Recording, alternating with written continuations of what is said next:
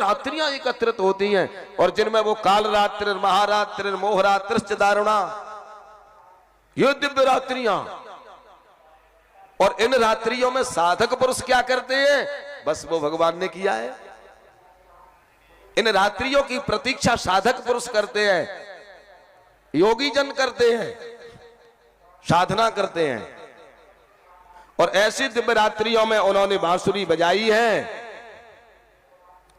और उस बांसुरी को सुनकर के दुहंत्यो भी ययुकाश्चित दो हम हित्वा समुत्सुकाहा पयोधिसृत्य संज्ञाव मनुद्वास्या परा ययुहु।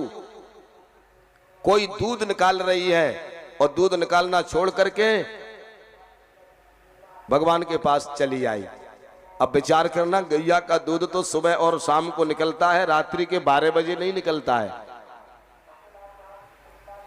और ये 12 बजे की बात वो चल रही है। रजनी शब्द का भी प्रयोग है, रजन्योसा घोर रूपा आगे, और रात्रि।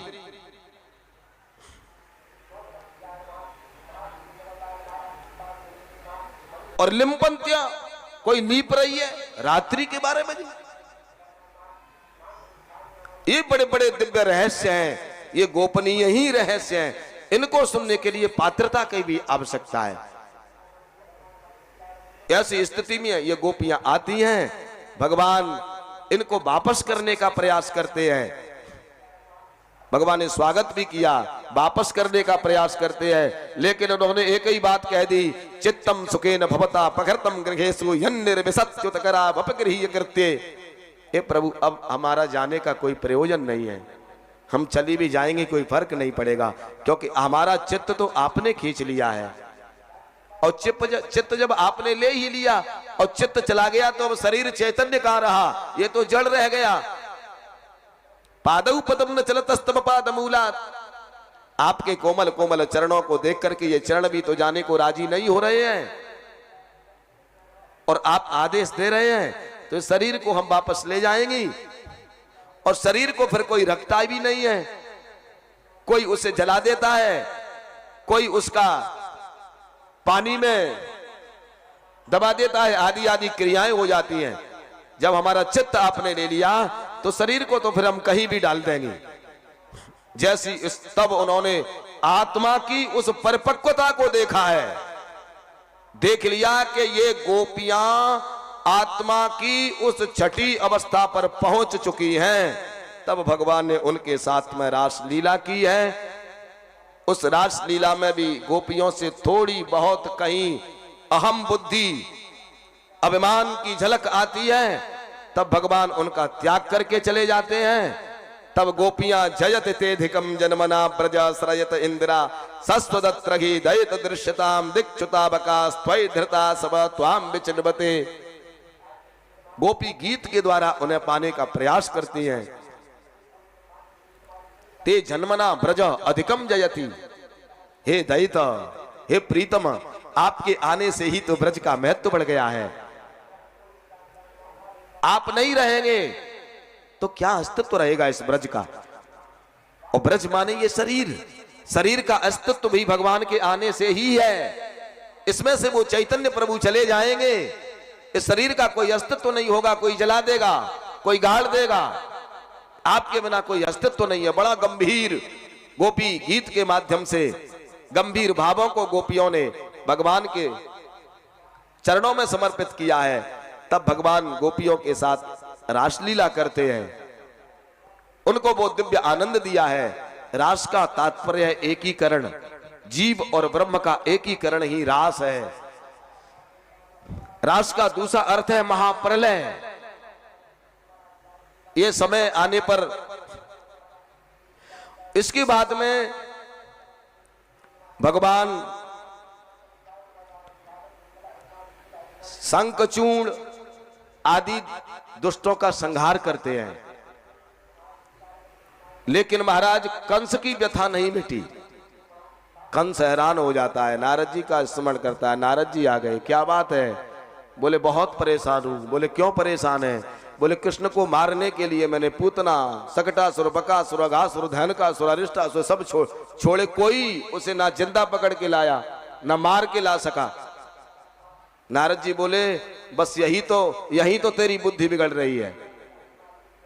बोले कृष्ण को लाने के लिए तूने जितने भेजे ये सब क्रूर हैं, ये क्रूर कृष्ण को नहीं ला सकते हैं। कृष्ण को लाने के लिए तो अक्रूर को भेजो,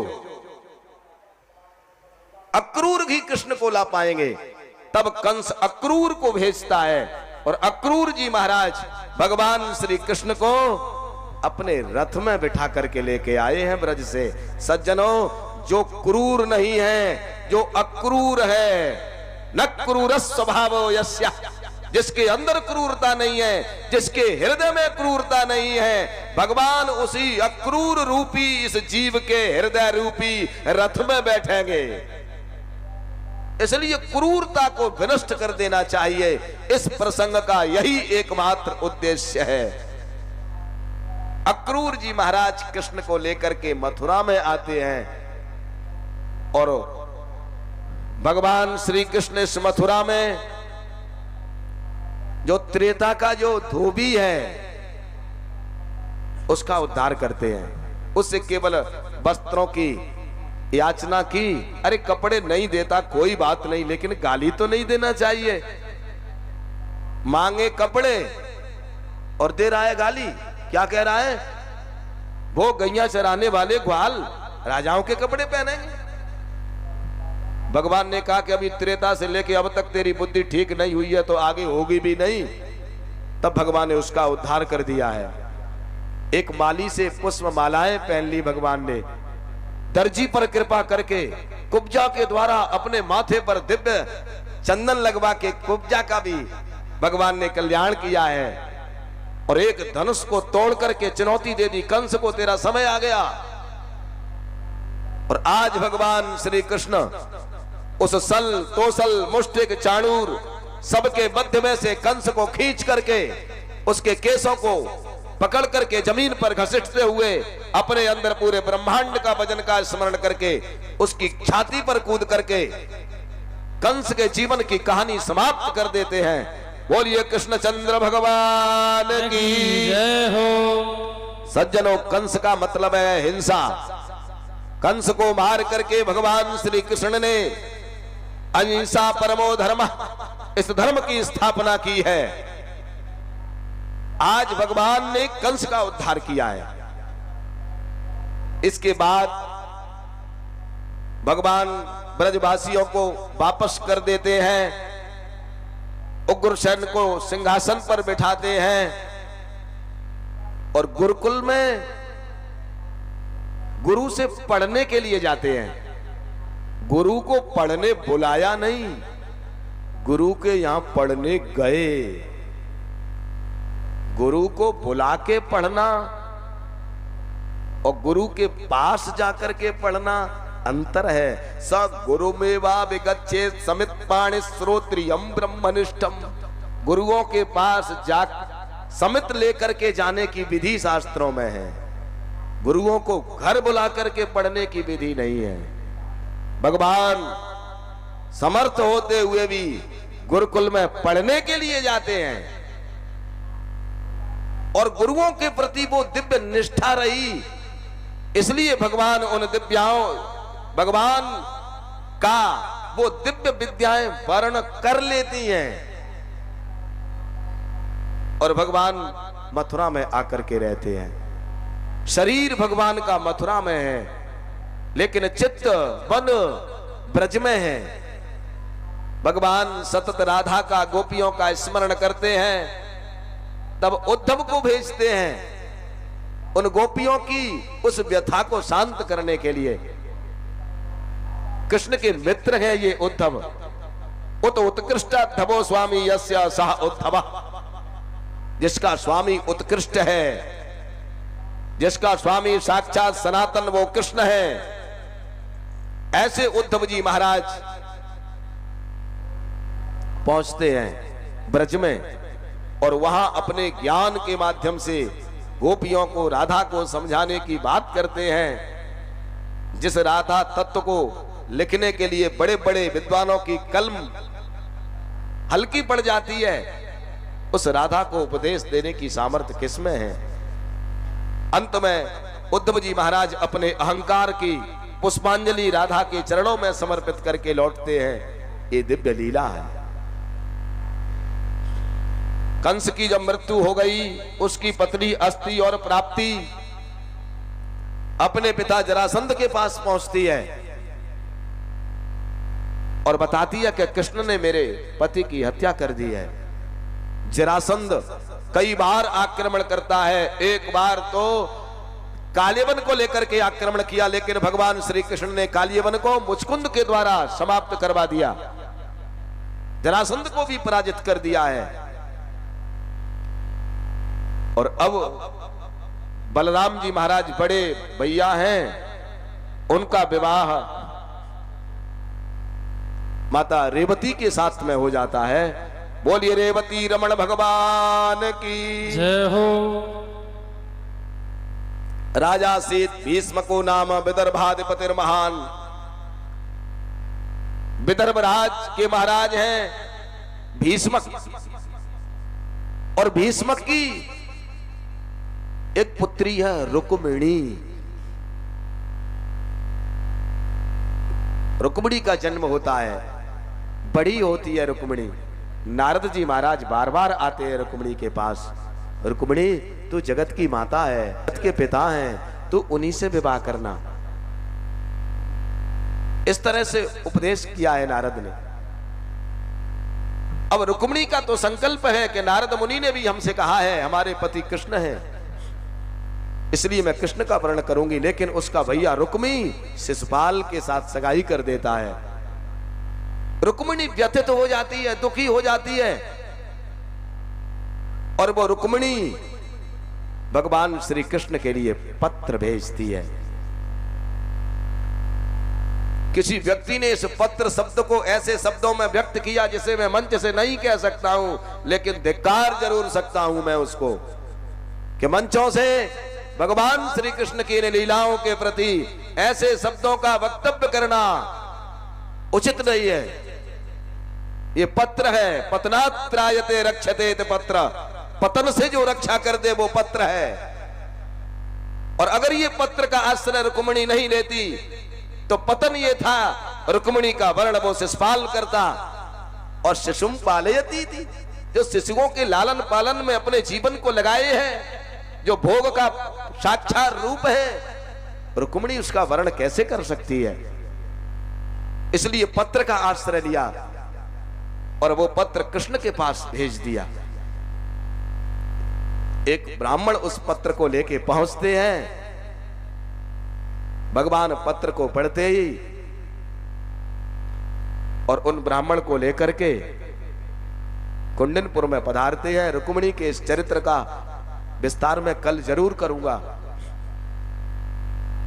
कुंडनपुर में माता रुक्मिणी पूजन करने के लिए जा रही है। माता कात्यायनी का जगत जननी भगवती जगदम्बा को साक्षी करके भगवान श्री कृष्ण रुक्मिणी को कुंडनपुर से लेकर के द्वारिका में आते हैं। और द्वारिका में शास्त्र की विधि के अनुसार भगवान श्री कृष्ण रुक्मिणी से विवाह करते हैं। बोलिए रुक्मिणी रमण भगवान की जय हो।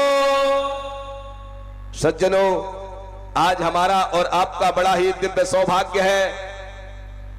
मैं बार बार यही कह रहा हूं कि हम ऋणी हैं और ऋणी रहेंगे और आगे भी ऋणी होने का प्रयास करते रहेंगे। आज किसके ऋणी हैं हम ऋणी हैं पूज्यपाद धर्म सम्राट स्वामी श्री करपात्री जी महाराज के, जिन्होंने एक पूज्यपाद यज्ञ सम्राट वीरप्रति श्री प्रबल जी महाराज जैसे को शिष्य के रूप में स्वीकार किया।